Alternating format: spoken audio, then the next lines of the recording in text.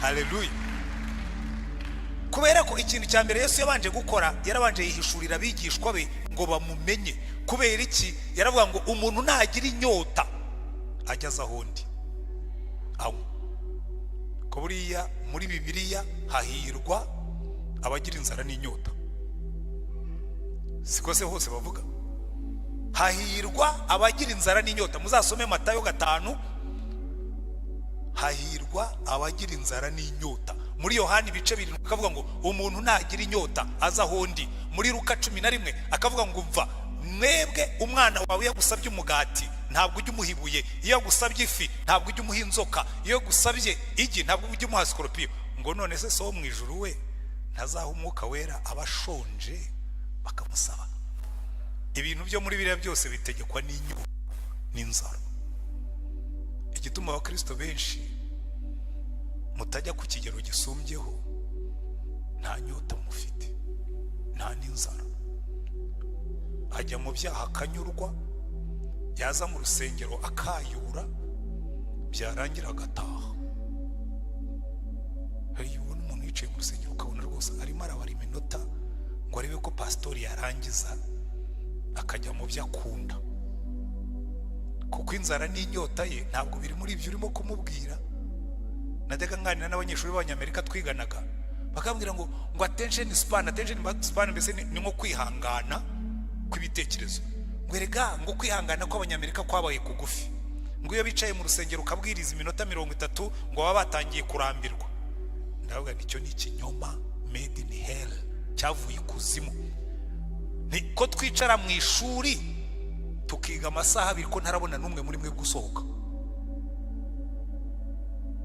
Ko twicara tukareba filime ukarinda uyirangiza utarambiwe, ariko wajya mu by'ijambo ry'Imana ukarambirwa. Halo, ngo ariko hariya ngo Iremera ngo biga amagambo ngo mwazagerageze mugabanye ngo mujye mwigisha mu magambo magufi, kuko nyine muba mugiye kureba filime.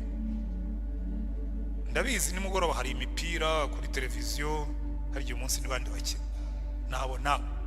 Buriya nanjye ni concentrate gato, nababwira wari buze gukina saa 8 na deja saa 7 bamwe baba batangiye. Harababwa ariko buriya arimo aratinda kandi saa 7 hari match. Yewe mfite inzara n'inyota by'ibirenzeho. Icya kabiri Yesu yabakoreye nacyo tugomba kugirira inyota. Baratubwira ngo umurongo wa 45, maze abungura ubwenge ngo basobanukirwe n'ibyanditswe. Abungura ubwenge, mu yandi magambo abaha imfunguzo, abaha uburyo bwo gusobanurirwa, kandi uburyo bwo kubisobanura avuga ati erega burya ni jewe rufunguzo rufungura ibi byose. Ngo abereka ahereye kuri Mose n'abahanuzi n'ibyanditswe byose ko ari we byavugaga.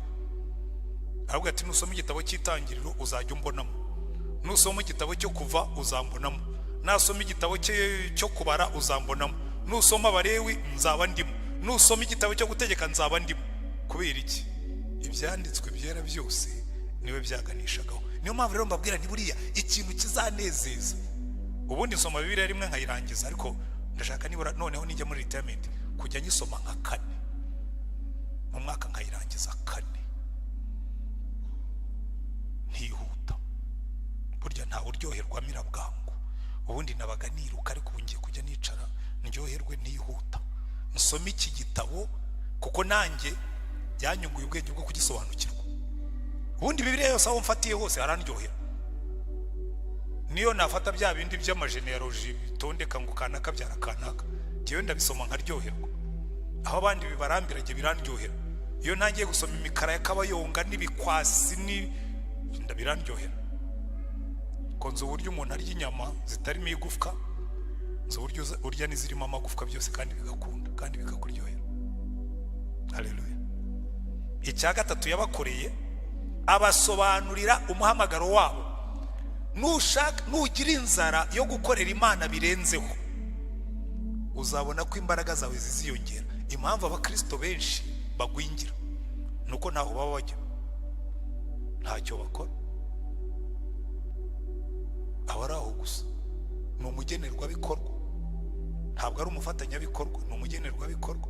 Aza mu rusengero bakigisha, batatera agasaku kenshi ati nzigira kwa runaka, yagera kwa runaka iminsi mike yashira ati ngiye kwa kanaka, byarangira ati ngiye kwa nyiranaka, byarangira ati ngarutse yo nahoze, agahora abyina muzunga ategereje ko Yesu azagaruka ngo apfe amujyane mu ijuru. Uzi impamvu? Nuko nimbura mikoro nimbura mumaro. Iyo ufite ikintu ukora ahantu ntabwo hava kitararangira. Haleluya. Ariko tubategerejeho umumaro. Buriya Remera hari igihe twirata bidahagije. Barababwira ngo twubatse urusengero. Abigishwa ba Yesu bigeze kumubwira ati wabonye urusengero rwacu ariko ukuntu rumeze? Aravuga ati biriya bibuye nta niwe rizasigara rigeretse kuri indi. Koko urusengero ntabwo ari rwo Yesu yishimira. Urusengero yishimira abantu tuzarushyiramo. Buri wese agomba kuzana umuntu kuri Yesu.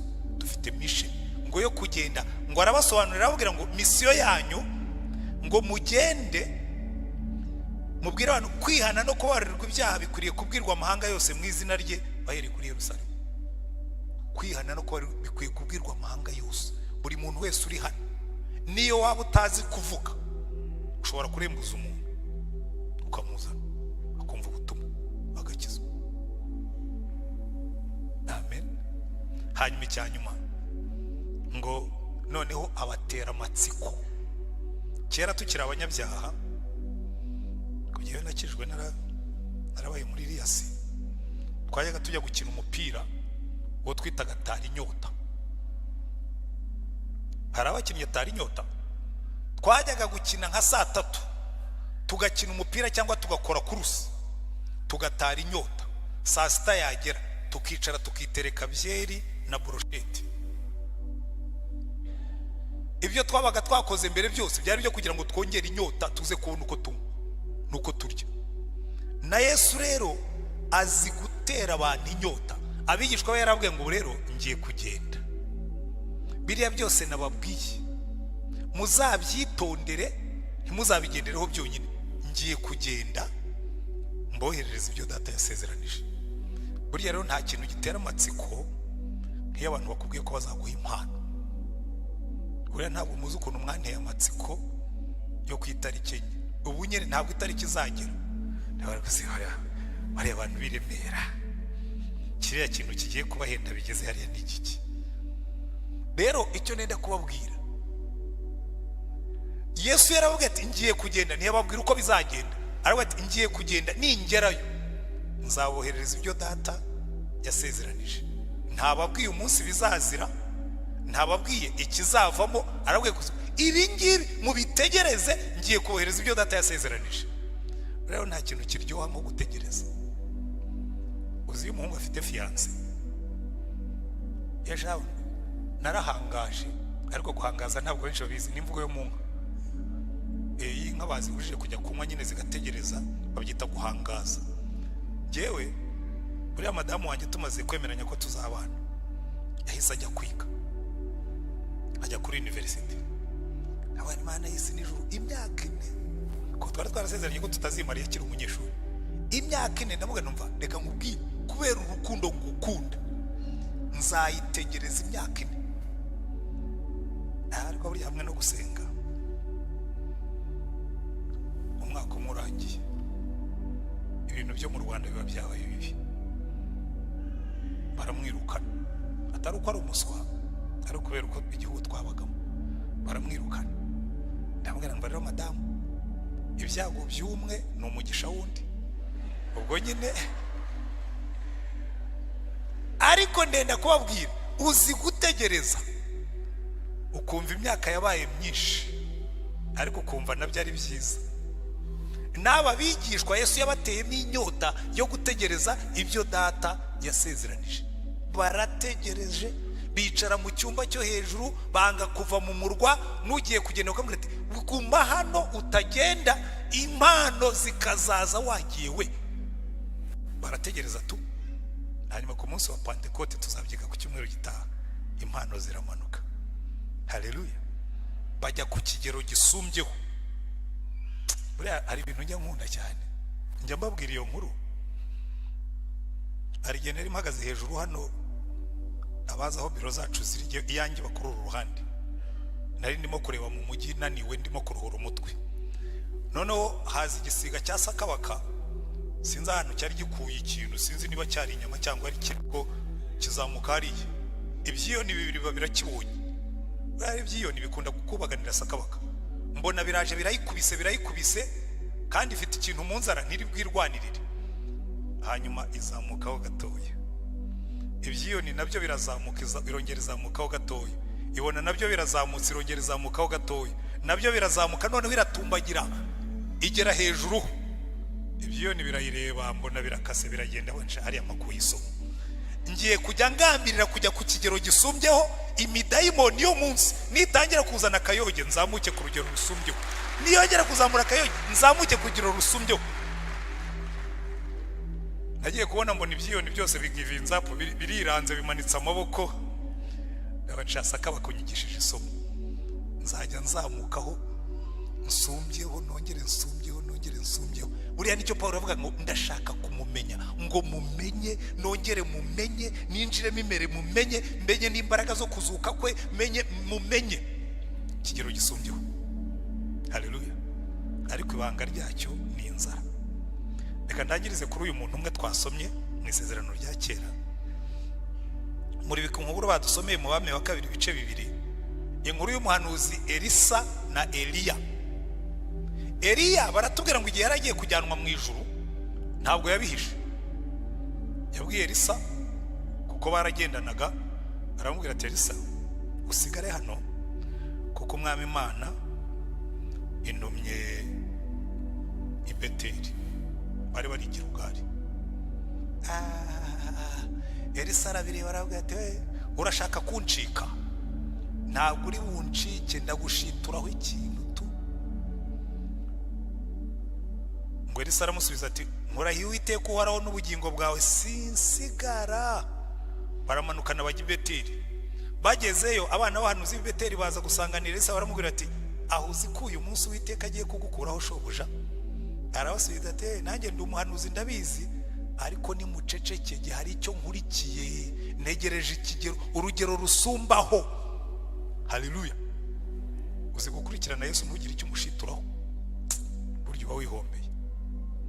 Eliya arongera aramubwira ati Elisa ndakwinginze sigara hano kuko Uwiteka ntumye kuri Yeriko. Nawe aramusubiza ati nkurahiye Uwiteka uhoraho n'ubugingo bwawe sinsigara. Bajyana i Yeriko. Ngo bagezeyo abana b'abahanuzi b'i Yeriko basanga Elisa, baramubaza bati uzi ko uyu munsi Uwiteka agiye kugukuraho shobuja? Arabasubiza ati ndabizi, ariko ni muceceke. Eliya arongera aramubwira ati ndakwinginze sigara hano kuko Uwiteka ntumye kuri Yorodani. Nawe aramusubiza ati nkurahiye Uwiteka uhoraho n'ubugingo bwawe sinsigara. Urabona hari ikintu kimwe iki mu Gifaransa bakita determination, mu Cyongereza bagita determination, mu Kinyarwanda byita kudacika intege. Aravuga ngo uko byagenda kose ndagomba gukurikirana ruriya rugero nshaka ndarugeraho, kandi kugira ngo ndugereho ndarukura kuri uyu mugabo. Haleluya. Kurikirana Yesu ugira icyo umushituraho, umukurikirana umubwira utumva Yesu ndagukurikira Yesu kuko wanguza amaraso, ndakwihaye mwami Yesu kera waranyitange. Urumva aravuga tumva ndagukurikira, ntabwo uri buncike, hari icyo ndi bugukureho. Ngo baragenda bageze kuri Yorodani, abona Eliya akuye mu mwitero we, arawufashe arawujunguja kubita amazi, Yorodani icikamo kabiri. Elisa aravuga ati yes, ni bene ibingibi nshaka, bene ibingibi bikubita amazi agacimokamo kabiri, nibyo nshaka. Muzamurebe icyo nzashitura kuri Yesu ningera mu cyaho mu gihe hari ibintu ndimo kumbwira, hari ibintu nabonanye abambanjirije nshaka nanjye masheya yanjye. Noneho ngo abwira Elisa, aramubwira ati Elisa nsaba icyo ushaka giguye tutaratandukana. Aramubwira tumva ndabizi hari abami b'inshuti zawe, ndabizi hari n'ibyo usize inyuma, ariko ntabyo nshaka. Inshuro ebyiri z'umwuka wari ukuriho. Haleluya. Eliya aravuga ati sasa uyu musore yarasubira, ntabwo ashaka inshuro imwe ahubwo arashaka double, inshuro ebyiri. Icyo nkundira Eliya rero, hari abapastori bamwe bagira amashyari. Nka buriya Karegesa avuze ati ndashaka kugeza Remera aho Antoine atayigejeje. Wenda ashobora gutangira nkavuga ngo rwose ngo buriya Karegesa koko ngo arashaka kunyigereranyaho, ngo arashaka kundusha. Hari ikibazo mfitemo. Jewe igihe cyanjye ntakirangije, ahubwo ndamusengera ngo azaza afite umwuka nk'uwa Elisa uvuga ngo aho Remera yarigeze turajya kuri double. Twari dufite services ebyiri, iy'icyongereza ntiyuzura, huzura ikinyarwanda, n'iya gatatu ntiyuzura. Ngiye kubanza nuzuza izo ngizo, twongereho ntari haruguru. Rwose icyo gihe navuga ni haleluya. Eliya yaranezerewe avuga tumva Elisa am happy, nejejwe nuko ngiye gusimburwa n'umuntu usaba inshuro ebyiri z'imbaraga nari mfite. Haleluya. Ahubwo musengere Karegesa, mubwire Imana ngo Mana, Karegesa muhe inshuro ebyiri, muhe inshuro ebyiri by'ibyo Antoine yari afite, azasibanganye neza ku buryo Antoine bazibagirwa ko yahoze akora ahangaha. None se ko igihe ubwo se impano yanjye se kugira ngo azaza kuyitwara narayitambikanye kera, hanyuma muzamuhiye igihe cye kigera, sibyo? Icyo ndimo gushaka kubabwira ni iki, Eliya yaranezerewe aramubwira atariko ibi ngibi rero hari ikiguzi, ntabwo bipfa kuza.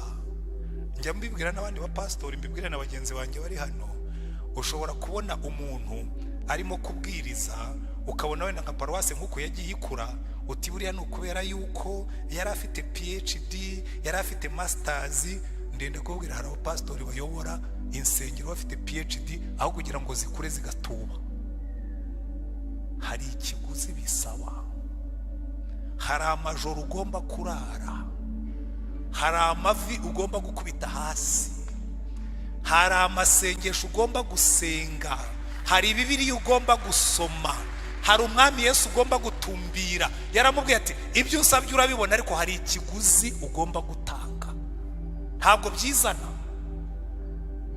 Aramubwira ati ni ikiguzi ndagitanga, ati kimbwire, numbona nzamuka mu ijuru. Kandi musubire hano murebe, baratubwira ngo Eliya yazamutse muri serwakira. Murebe umurongo wa 11 ngo nuko Eliya ajyanwa mu ijuru muri serwakira. Umuntu ukanura muri serwakira icyo kiguzi kiba gihenze, ariko Elisa yaravuga ati ndakanura amaso nashaka hume, nimbona inshuro ebyiri z'umwuka ndayahumura, ariko ndawubona tu. Ngo Eliya arazamuka muri serwakira, abona ararenze nkuko abigishwa babonye Yesu arenga, hanyuma yohereza umwuka. Ariko Eliya yararenze, amanuka igishura kikubita hasi, serwakira imaze gutuza bitaka birangiye. Elisa arebye abona igishura cya Eliya ri hasi, aravuga ati byari byo byose kiriya nabonye ari cyakubita kuri Yorodani.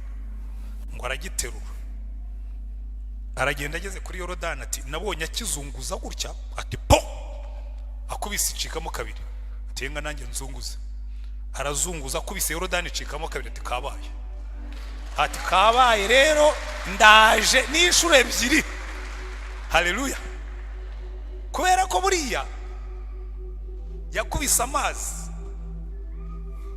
bimubera ikimenyetso ko ibyo yasengeye byabaye, kuko Imana yacu ni Imana isubiza. Reka mbabwire ikintu kimwe, ni wifuza kujya imbere ntibizakuvune, ni wifuza kumenya Yesu kurushaho ntibizakuvune, ni wifuza kumenya iri jambo ntibizakuvune, ni wifuza gukorera Yesu ntibizakuvune, ni wifuza kuzura umwuka, ibyo bintu bine ntibizakuvune.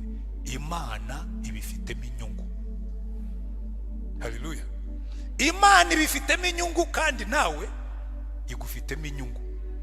Uyu munsi ni ku cyumweru gikurikira umunsi utakibaho ariko uriho mu mpapuro. Ubundi kera muri kalendari twagiraga umunsi witwa Ascension, twizihizaga gusubira mu ijuru kwa Yesu kugeza muri 1990 cyangwa mu 2000. sinibuka igihe iyo konje yaviriyeho, ariko yavuyeho igihe bari barimo gutoranya amakonje yemewe mu Rwanda. None igihe twebwe twari turangaye, ndavuga amatorero y'abaprotestani, turimo kurwana, turimo gukimbirana, turimo gukandagirana, abakatolike leta irababwira ngo ariko abanyamadini muri aya makonje yose dukuremo asansiyo cyangwa dukuremo asomusiyo. Ko muzi ko harimo za siyo ebyiri. Asansiyo ni ukujya mu ijuru kwa Yesu, asomusiyo ni ukujyanwa mu ijuru kwa Bikira Mariya. Umwe uba iminsi 40 nyuma ya Pasika, undi uba ku itariki 15 z'ukwa munani. Hanyuma Kiliziya Gatolika itoranya asomusiyo, hanyuma asansiyo ikurwa mu makonje. Kubera rero ko yakuwe mu makonje, abantu benshi ntibakibuka kwinabaho. Ariko buriya ni umunsi ukomeye twagombye gutekerezaho cyane, kuko buriya ndababwira impamvu ebyiri.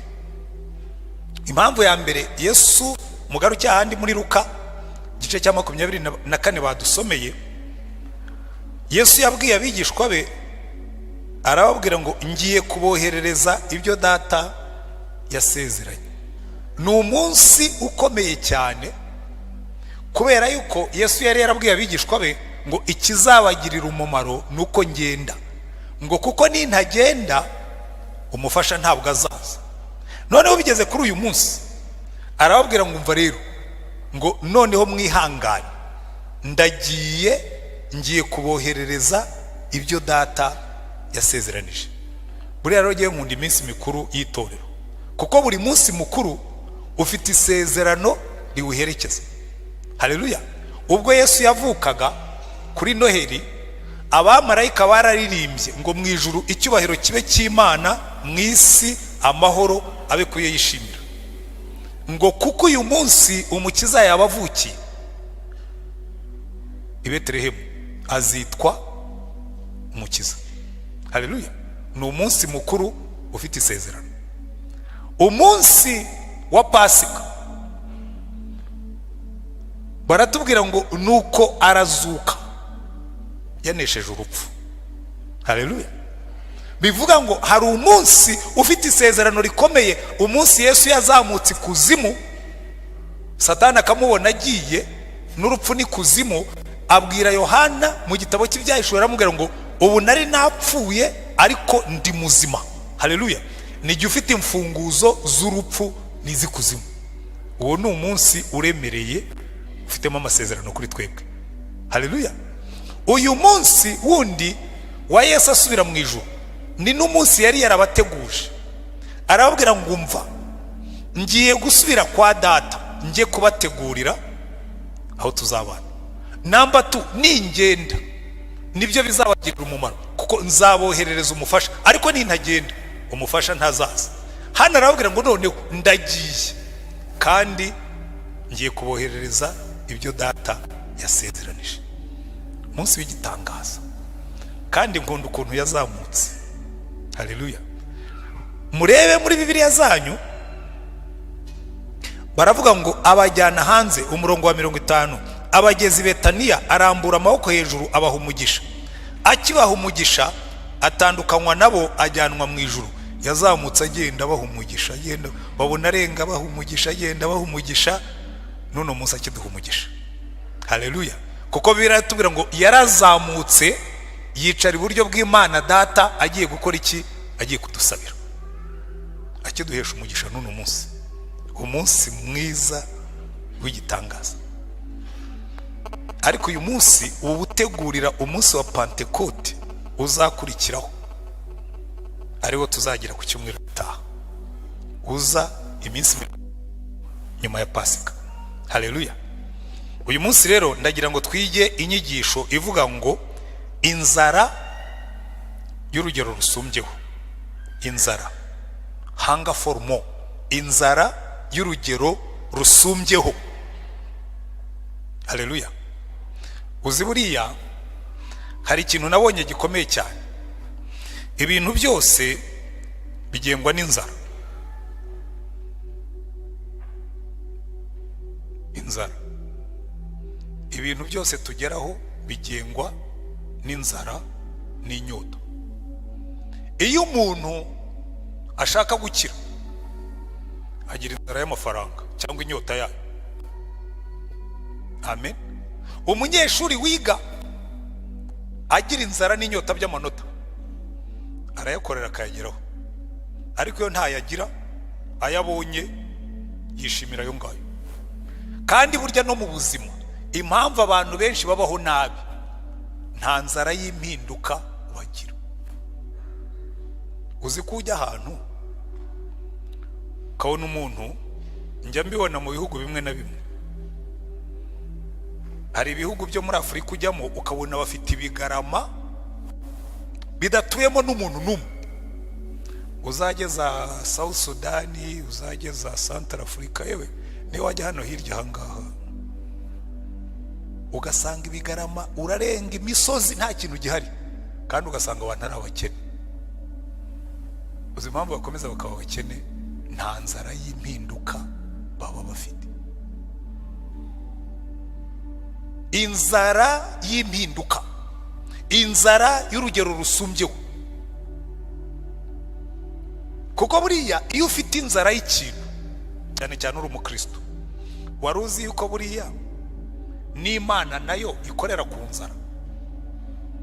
Inzara yacu niyo imigisha tubona ingana n'inzara tuba dufite y'iyo migisha. Ubyemere cyangwa we kubyemera. Ariko hari igihe umuntu agira inzara, nshobora kuba nshonje nshaka kurya, haza nkicara hano, uzaza ryari mucunguzi wimebwa bwami budashira, rw'ibyaremwe byose byishime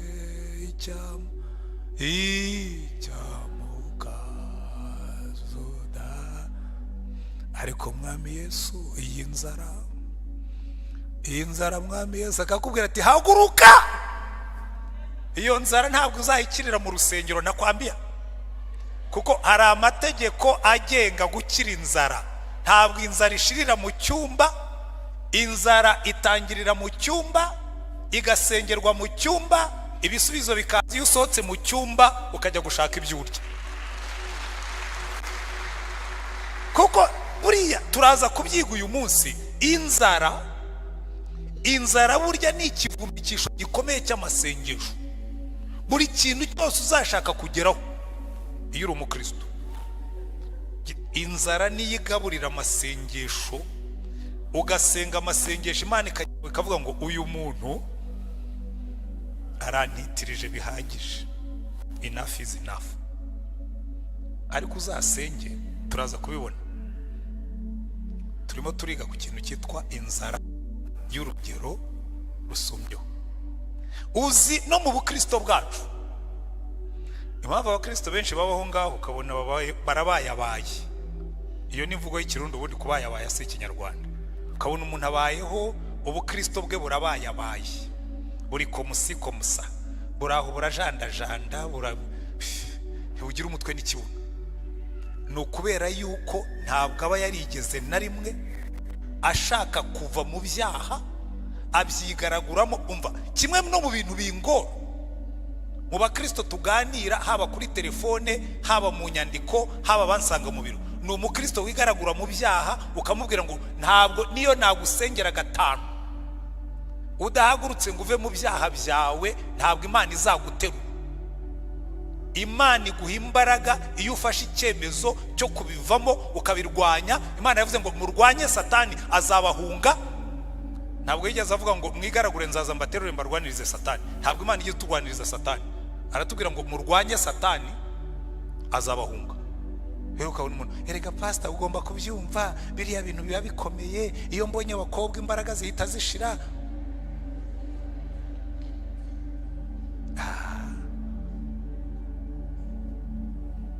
Hari icyo nita bugoryi mentality, mitekerereze y'ubugoryi. Umuntu akigaragura mu byaha agashaka ngo umwemerere ko ibyo byaha arimo, ngo ngo ntako atagize. Ntako utagize kuko ntacyo wakoze. Ngo ntako ntagize. Wigeze uhaguruka? Haguruka uve mu byaha, Imana izagushyiriramo imiyaga. Haleluya.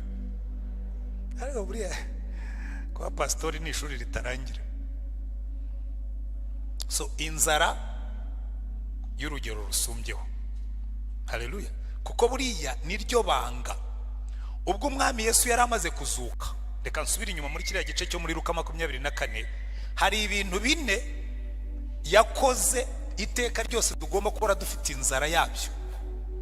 Icyambere Yesu amaze kuzuka baratubwira ngo yamaze iminsi 40 yiyereka abigishwa be ngo babwire iby'ubwami bw'Imana.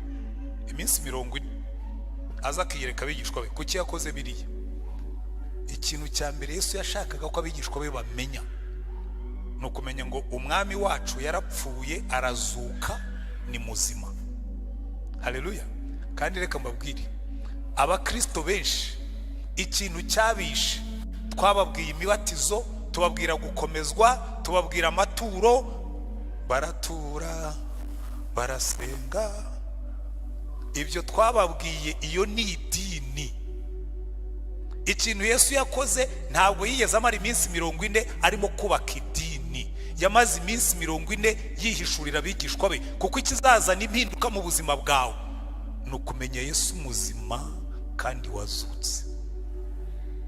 Yarazutse ni muzima, ariho kandi arareba kandi arumva kandi arakunda.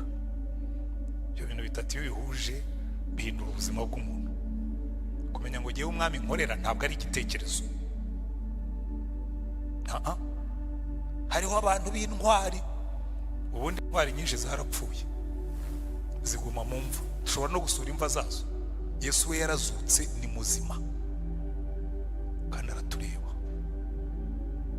Haleluya. Uzi kugenda uvuga ngo ngewe mfite umwami undeba, nicyo kintu yashatse kwize abwira abigishwa ati ndashaka ko mumenya ko ndiho. Buriya muzitegereze abantu bose Imana yakoresheje, icyo nicyo babanje kugirira inzara. Inzara isumbaho, inzara y'ikigero gisumbyeho yo kumenya Imana. Reka mbaye ingero 3.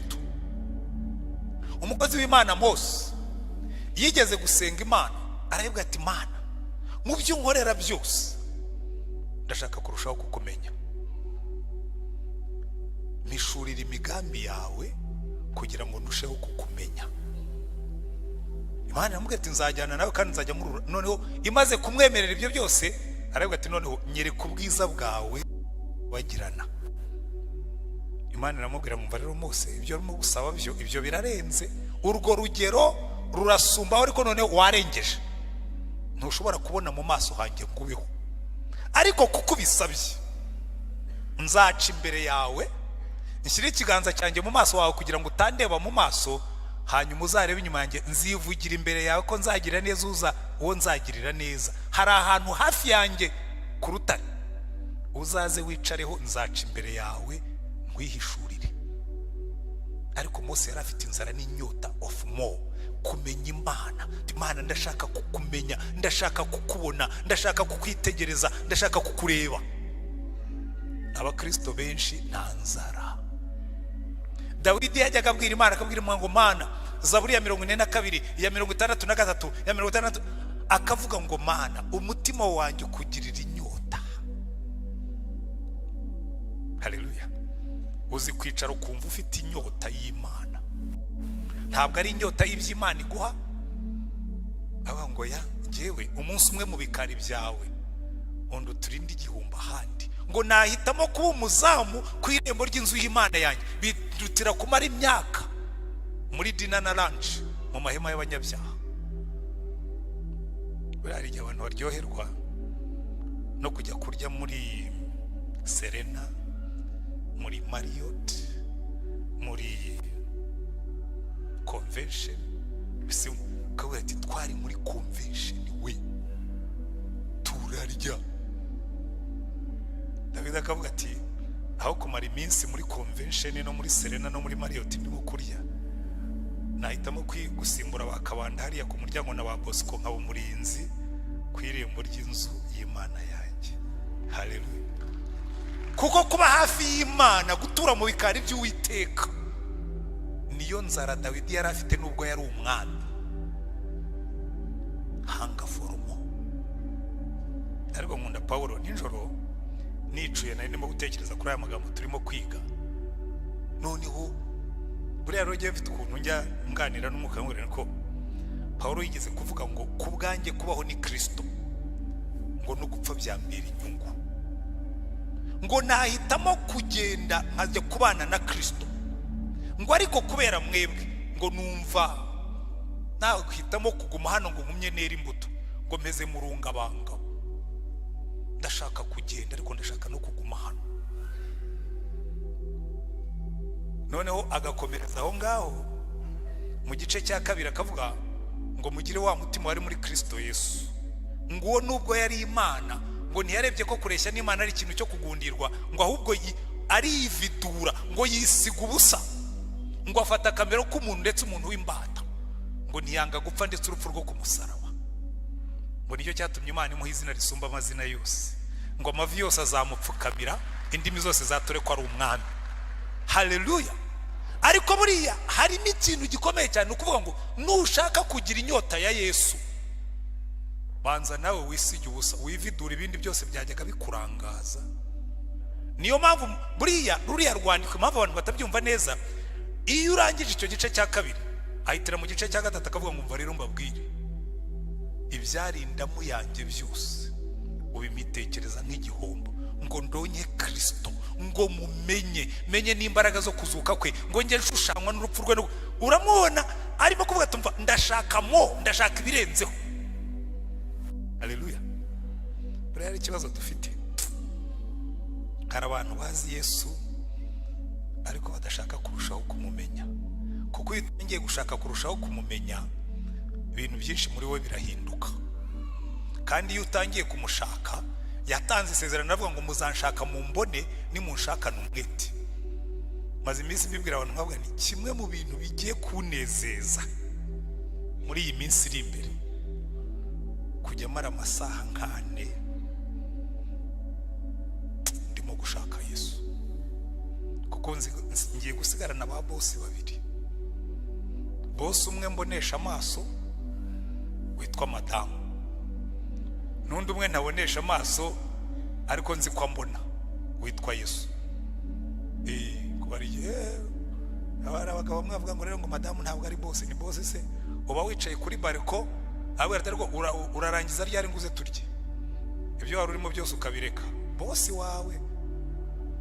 Kandi uzagenda ibyo yatetse n'ibyo uri burye, ibyo yashashe n'ibyo uri buryameho.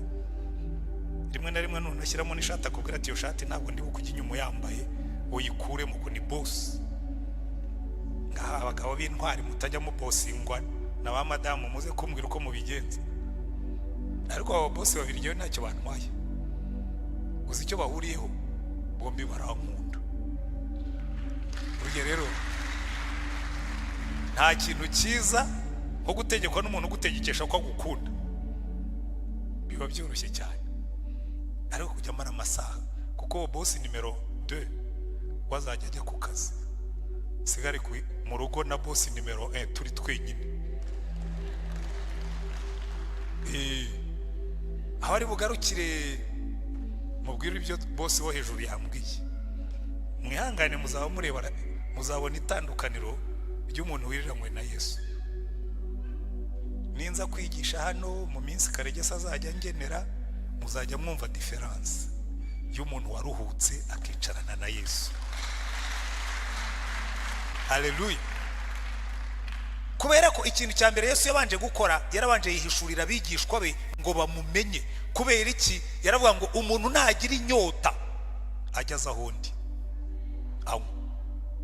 Ko buriya muri Bibiliya hahirwa abagira inzara n'inyota, siko se hose bavuga hahirwa abagira inzara n'inyota. Muzasome Matayo 5, hahirwa abagira inzara n'inyota. Muri Yohani ibice 7 akavuga ngo umuntu nagira inyota aza ahondi. Muri Luka 11 akavuga ngo mva mwebwe twebwe umwana wawe yagusabye umugati ntabwo ujya umuhibuye, iyo yagusabye ifi ntabwo ujya umuha inzoka, iyo yagusabye igi ntabwo ujya umuha sikorupiyo. Ngo none se so mu ijuru we ntazaha umwuka wera abashonje bakamusaba? Ibintu byo muri biriya byose bitegekwa n'inyota n'inzara. Igituma abakristo benshi mutajya ku kigero gisumbyeho, nta nyota mufite, nta n'inzara. Ajya mu byaha akanyurwa, yaza mu rusengero akayura, byarangira agataha. Hari ubona umuntu yicaye mu rusengero ukabona rwose arimo arabara iminota ngo arebe ko pasitori yarangiza, akajya mu byo akunda, kuko inzara n'inyota ye ntabwo biri muri ibyo urimo kumubwira. Najyaga nganira n'abanyeshuri b'Abanyamerika twiganaga, bakambwira ngo attention span mbese ni nko kwihangana kw'ibitekerezo. Ngo erega ngo kwihangana kw'Abanyamerika kwabaye kugufi, ngo iyo bicaye mu rusengero ukabwiriza iminota 30 ngo baba batangiye kurambirwa. Ndavuga nicyo ni ikinyoma made in hell, cyavuye kuzimu. Ko twicara mu ishuri tukiga amasaha 2 ko ntarabona n'umwe muri mwe gusohoka.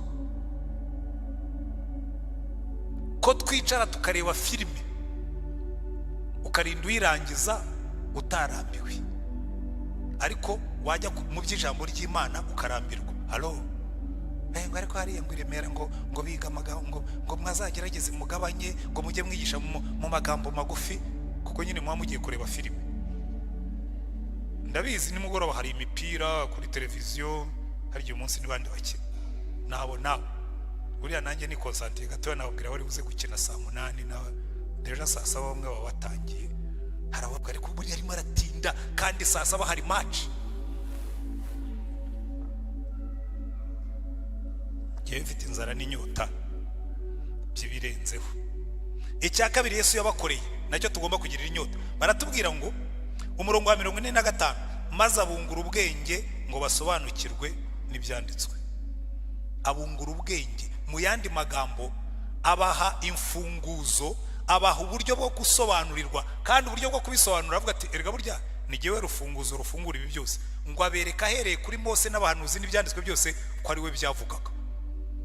Aravuga ati nusoma igitabo cy'Itangiriro uzajya umbonamo, nusoma igitabo cyo Kuva uzambonamo, nasoma igitabo cyo Kubara uzambonamo, nusoma Abalewi nzaba ndimo, nusoma igitabo cyo Gutegeka nzaba ndimo. Kubera iki? Ibyanditswe byera byose niwe byaganishagaho. Niyo mpamvu rero mbabwira ni buriya ikintu kizanezeza. Ubundi nsoma Bibiliya rimwe nkayirangiza, ariko ndashaka nibura noneho nijya muri retirement kujya nyisoma nka 4 mu mwaka, nkayirangiza 4. Ntihuta, burya nta uryoherwa mirabwangu.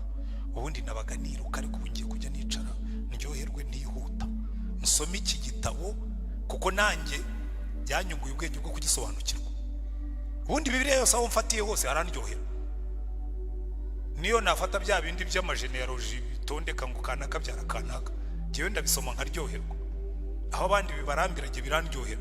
Iyo ntangiye gusoma imikara y'akabayonga n'ibikwasi ndabirandyohera. Konzo uburyo umuntu arya inyama zitarimo igufwa, nzo uburyo urya n'izirimo amagufwa byose kandi bigakunda kandi bikakuryohera. Haleluya. Icya gatatu yabakoreye, abasobanurira umuhamagaro wabo. Nugira inzara yo gukorera Imana birenzeho, uzabona ko imbaraga zawe ziziyongera. Impamvu abakristo benshi bagwingira nuko ntaho baba bajya, ntacyo bakora. Abari aho gusa ni umugenerwabikorwa, ntabwo ari umufatanyabikorwa, ni umugenerwabikorwa.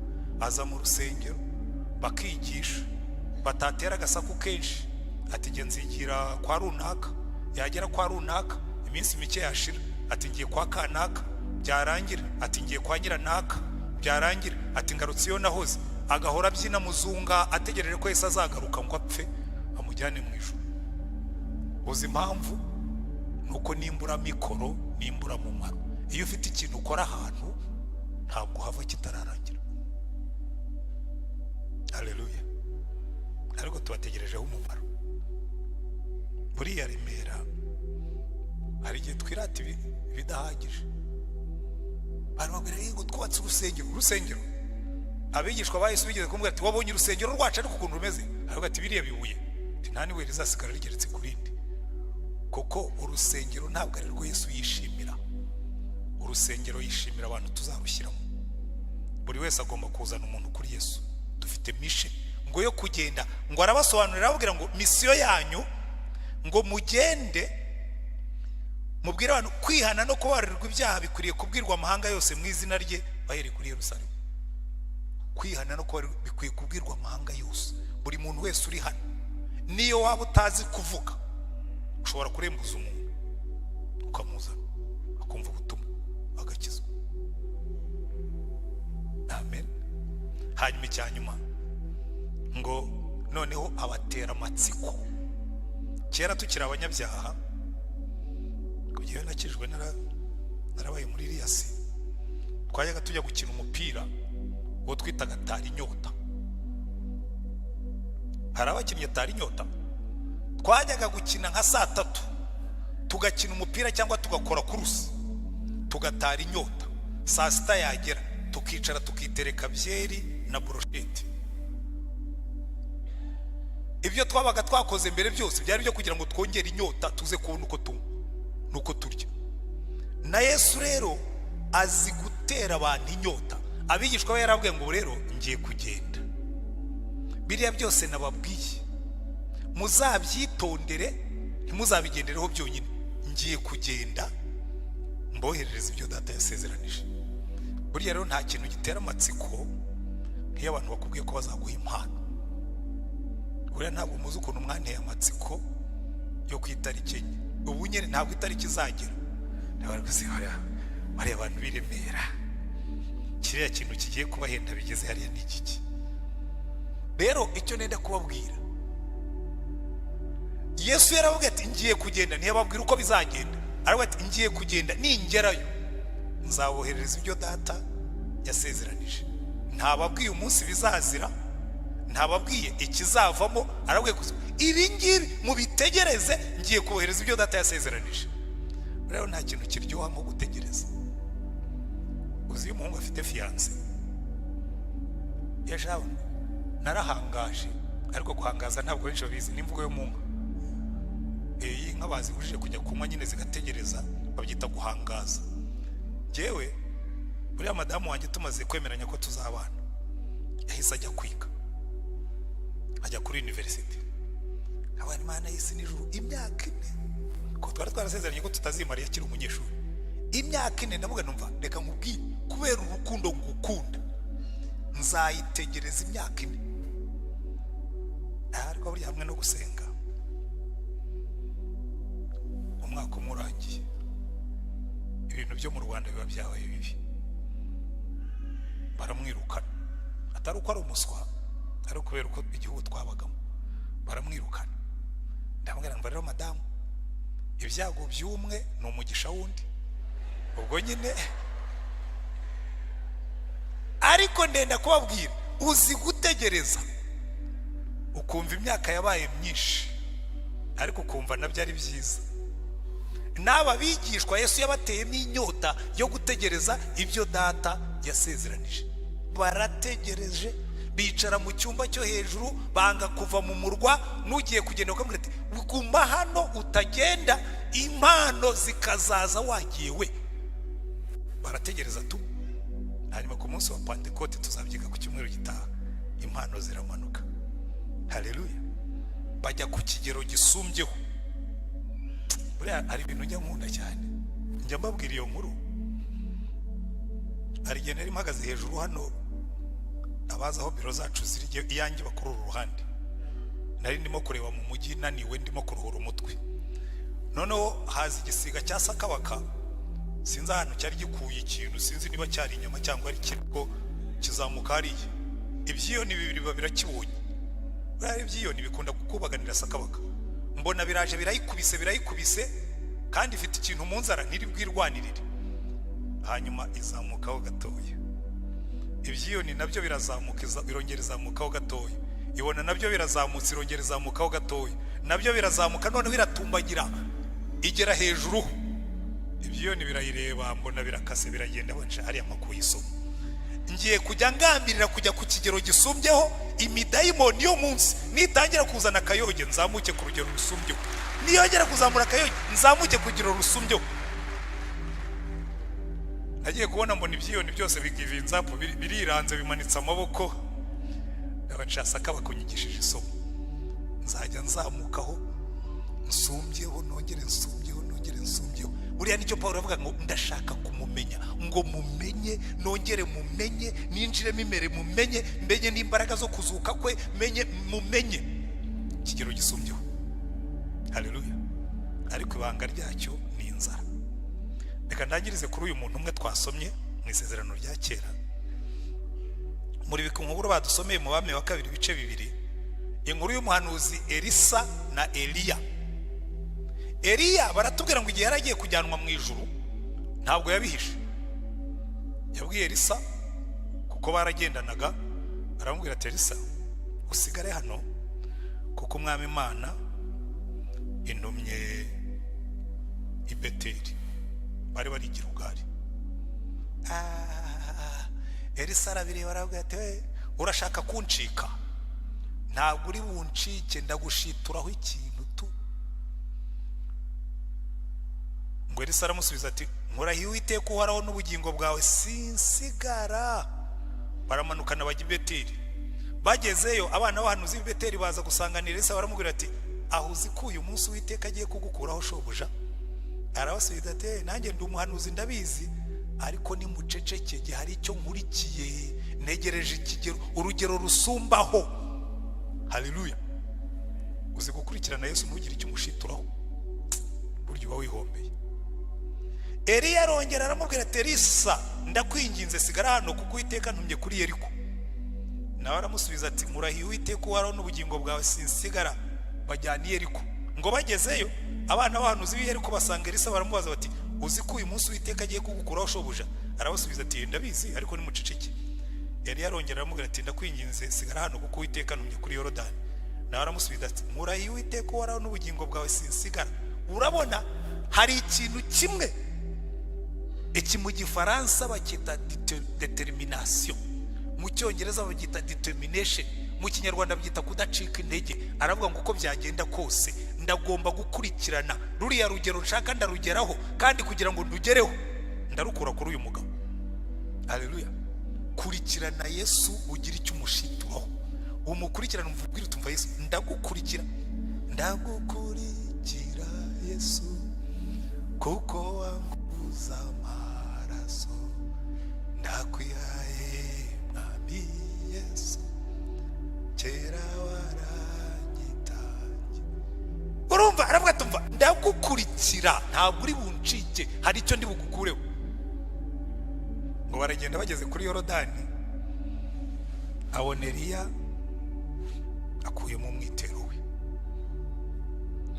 arawufashe arawujunguja kubita amazi, Yorodani icikamo kabiri.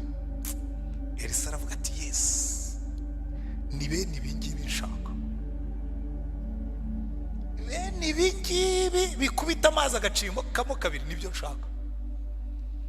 Muzamurebe icyo nzashitura kuri Yesu ningera mu kiruhuko. Hari ibintu ndimo kumbwira ngo hari ibintu nabonanye abambanjirije nshaka, nanjye masheya yanjye. Noneho ngo abwira Elisa, aramubwira ati Elisa nsaba icyo ushaka nyiguhe, tutaratandukana. Aramubwira tumva ndabizi hari abami b'inshuti zawe, ndabizi hari n'ibyo usize inyuma, ariko ntabyo nshaka. Inshuro ebyiri z'umwuka wari ukuriho. Haleluya. Eliya aravuga ati sasa uyu musore yarasobanura, ntabwo ashaka inshuro imwe, ahubwo arashaka double, inshuro ebyiri. Icyo nkundira Eliya rero, hari abapastori bamwe bagira amashyari. Nka buriya Karegesa avuze ati ndashaka kugeza Remera aho Antoine atayigejeje. Wenda ashobora gutangira ngo rwose ngo buriya Karegesa koko ngo arashaka kunyigereranyaho, ngo arashaka kundusha. Hari ikibazo mfitemo. Jewe igihe cyanjye ntakirangije, ahubwo ndamusengera ngo azaza afite umwuka nk'uwa Elisa uvuga ngo aho Remera yarigeze turajya kuri double. twari dufite services ebyiri, iy'icyongereza ntiyuzura, huzura ikinyarwanda, n'iya gatatu ntiyuzura. Ngiye kubanza nuzuza izo ngizo, twongereho ntari haruko. Rwose icyo gihe navuga ni haleluya. Eliya yaranezerewe, avuga tumva Elisa I'm happy, nejejwe nuko ngiye gusimburwa n'umuntu usaba inshuro ebyiri z'imbaraga nari mfite. Haleluya. Ahubwo musengere Karegesa, mubwire Imana ngo Mana Karegesa muhe inshuro ebyiri, muhe inshuro ebyiri by'ibyo Antoine yari afite, aza sibanganye neza ku buryo Antoine bazibagirwa ko yahoze akora ahangaha. Noreze ko igihe ubwo impano yanjye se kugira ngo azaza kuyitwara narayitambikanye kera, hanyuma muzamuhiye igihe cye kigera, sibyo? Icyo ndimo gushaka kubabwira ni iki, Eliya yaranezerewe, aramubwira ati ariko ibi ngibi rero hari ikiguzi, ntabwo bipfa kuza. Njya mbibwira n'abandi ba pastor, mbibwira na bagenzi banjye bari hano, ushobora kubona umuntu arimo kubwiriza ukabona wenda nka paruwase nk'uko yagiye ikura, uti buriya ni ukubera yuko yari afite PhD, yari afite masters. Ndende kubwira hari abapastori bayobora insengero bafite PhD, aho kugira ngo zikure zigatuba. Hari ikiguzi bisaba, hari amajoro ugomba kurara, hari amavi ugomba gukubita hasi, hari amasengesho ugomba gusenga, hari Bibiliya ugomba gusoma, hari umwami Yesu ugomba gutumbira. Yaramubwiye ati ibyo usabye urabibona, ariko hari ikiguzi ugomba gutanga, ntabwo byizana. Aramubwira ati ni ikiguzi ndagitanga, ati kimbwire, numbona nzamuka mu ijuru. Kandi musubire hano murebe, baratubwira ngo Eliya yazamutse muri serwakira. Murebe umurongo wa 11 ngo nuko Eliya ajyanwa mu ijuru muri serwakira. Umuntu ukanura muri serwakira icyo kiguzi kiba gihenze, ariko Elisa yaravuga ati ndakanura amaso nashaka hume, nimbona inshuro ebyiri z'umwuka ndayahumura, ariko ndawubona tu. Ngo Eliya arazamuka muri serwakira, abona ararenze nkuko abigishwa babonye Yesu arenga, hanyuma yohereza umwuka. Ariko Eliya yararenze, amanuka igishura kikubita hasi, serwakira imaze gutuza bitaka birangiye. Elisa arebye abona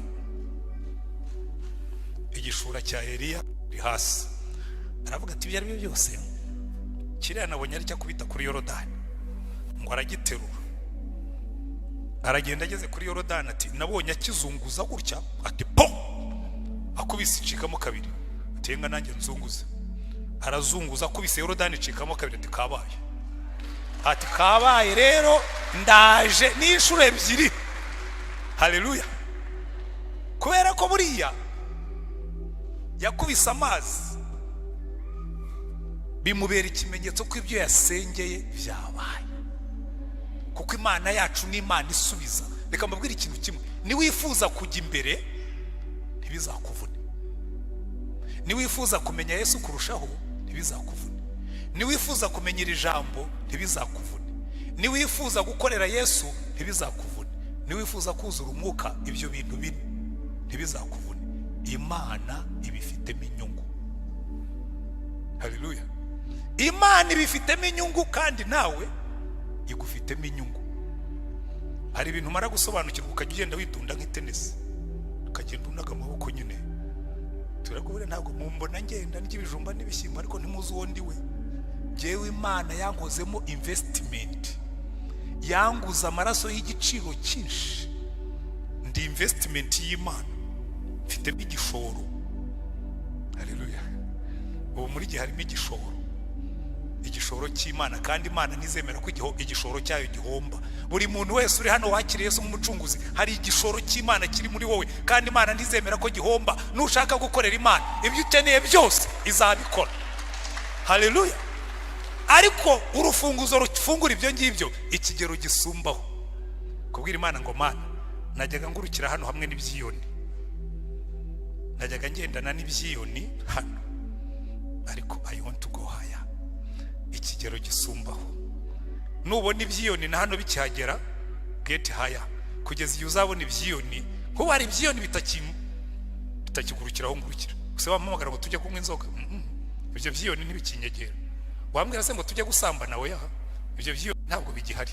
Wambwira se ngo tujye ku bintu by'amafaranga n'ibiki, oya, hari ibyiyoni byinshi bitakiba muri serikare yanjye, kuko revo ngezeho ubu ngubu ibyiyoni byinshi byaragurutse, byacitse intege. Hari amadayimoni atakinyegera rwose, ngira ngo niyo agiye kuza izi bimenyereza iravuga ngo uriya ni mumwihorere, ibyo ntubijyaniwe ntibifata, kuko hari revo ugeraho. Ariko uko ugenda uzamuka, nanone Imana irakubwira iti nkubwire ntabwo uragerayo, hari ikindi kigero ugomba kugeraho. Ubu ugenda ndashaka kumenya ikigero. Iyo ugiye mu kiruhuko cy'izabukuru utagihangayikishwa na paruwase, utagihangayikishwa n'abakristo, uhangayikishwa n'iki? Azabimbwira ningerayo. Nicyo nkundira Yesu, aravuga ati ibyo ntibiguhangayike, nyuma y'itariki enye nzakubwira ibyo ngiye kugukoresha. Kandi iyo mubwiye ntibimbwire none harambwira atoya banza urangiza ibyo naguhaye, nubirangiza nzakubwira ibikurikiyeho. Ikigero gisumbaho. Amina. Kandi ikintu kinejeje, ndashoje, Elisa yafashe igishura, abana b'abahanuzi baramureba ngo yo buriya twari turimo kuganiriza Elisa afite icyo akurikiye, none dore za mbaraga za Eliya zimuriho, mwaretse tukajya kumushaka natwe akaduhaho. Aravuga ati mwarangaye kare, yagiye. Bariya abana b'abahanuzi iyo bagira inyota nka Elisa bagakurikira Eliya, nabo yari kubamanyuriraho bakurikije ibyo basabye. Nawe reka nkubwire, we wicayemo hano, uzahabwa ibingana n'ibyo wasabye, uzahabwa ibingana n'inyota yawe, uzahabwa ibingana n'ibyo ukurikiye. Ariko niba ugiye kugurukana n'ibyiyoni, igumire mu isi y'ibyiyoni, ujye ugenda hasi, kuko nta nyota y'ibyo hejuru ufite. Hari abantu baza mukaganira, ukabwira yose wazamuye nivuho gatoya, mwereka pastor ngo ugomba kubyumva ngo na Satani arakomeye, ni wogurukana n'ibyiyoni, gumira hasi. Umuntu arimo arigaragura mu busambanyi ngo Satani arakomeye. Ntabwo Imana yigeze tubwira kuririmba indirimbo za Satani, yaratubwiye ngo murwanye Satani azabahunga. Haleluya. Ibyo mbamo, umugabo n'umugore, njye nkunda kubabwira urwo rugero. Ndimo kubakorera counseling, urugo rwacumbye. Umugabo akambwira ati impamvu mfite inshoreke nuko uyu mugore afite akanwa, nazimye umuriro umusohokamo nanjye nzava mu nshoreke. Umugore akavuga ati mubaze, atarajya muri izo nshoreke nigeze ncana umuriro, nabanza zivemo. Umugabo akambwira ati ntiwumva, natazimye umuriro sinzava mu nshoreke. None se nimara kureka inshoreke zanjye nagera mu rugo agacana umuriro nzajyayo? Nawe wa mugabo we, ugomba kuba urimo kuryoherwa no kwibera muri uwo muriro utazima, kukerega burya umuriro ntawe uzawudushyiramo, nitwe tuwishyiramo. Umuriro utangirira hano ku isi. Hari benshi murimo kubaka umuriro iwanyu mu rugo, imiriro itazima, ukayibukiraho ku wa mbere, ukayibyukiraho ku wa kabiri, ukayibyukiraho ku wa gatatu, urataha usibasiba, urataha ubundabunda, warangiza ngo umugore yagucanyeho umuriro cyangwa umugabo. Umuriro utazima ni wowe waremye, kuko inyota yawe ni y'ibyiyoni hano hasi. Ariko mushake urugero rusumbyeho, mushake kumenya Yesu birenzeho, mushake kumenya ijambo rye birenzeho, mushake kumukorera birenzeho, mushake kuzura umwuka birenzeho. Ibyo bine azabiguha atimana atishama, kuko yabiguze igiciro cyinshi ngo biduhe. Ariko niwe wicayemo hano wumvise umwuka akubwira ati uyu niwo munsi wawe wo kuzamukaho, ukava aho ngaho wivurugutaga mu byondo, ukazamura nivo. Zamura ikiganza ubwira Imana ngo Mana, nanjye ndashaka kuzamuka nkagera ku rugero rusumbyeho. Dusenge Imana. Turagushimye Mana yacu, turashaka kugera ku rugero rusumbyeho. Elisa tubera icyitegererezo, abwira Eliya aramubwira tumva, niyo wazamuka muri serwakiringanite ndakubona, ariko ndashaka inshuro ebyiri z'umwuka wari ukuriho. Mwami Yesu, turashaka inshuro ebyiri zo kukumenya, turashaka inshuro ebyiri zo kumenya ijambo ryawe, turashaka inshuro ebyiri zo kugukorera, turashaka inshuro ebyiri z'umwuka wera, turashaka imbaraga zisumba izo twari dufite. Reka imbaraga zawe zitubeho, reka imbaraga zawe zidukoreremo, reka imbaraga zawe zidukoreshe. Turambiwe gutura mu bicu, turambiwe gutura mu bihu, turambiwe gutura mu mwijima wo hano hasi. Turashaka ngo tuzamure dushyire ku rugero rusumbyeho. Mwami, hari igihe tureba mu kabande tukabona hari ibihu, ariko twazamuka ku musozi hejuru tugasanga hari izuba. Tuzamure dushyira hari izuba, tuve muri biriya bihu, tuve muri iriya mbeho, tuve mu bidasobanutse, tuve mu mwanda, tuve mu byaha. Utuzamure dushyire ku rugero rusumbaho, utwerekeza aho wagiye, tukukurikiza amaso, uduhe umugisha mu izina rya mwami wacu Yesu Kristo. Amen. Imana ibahe umugisha.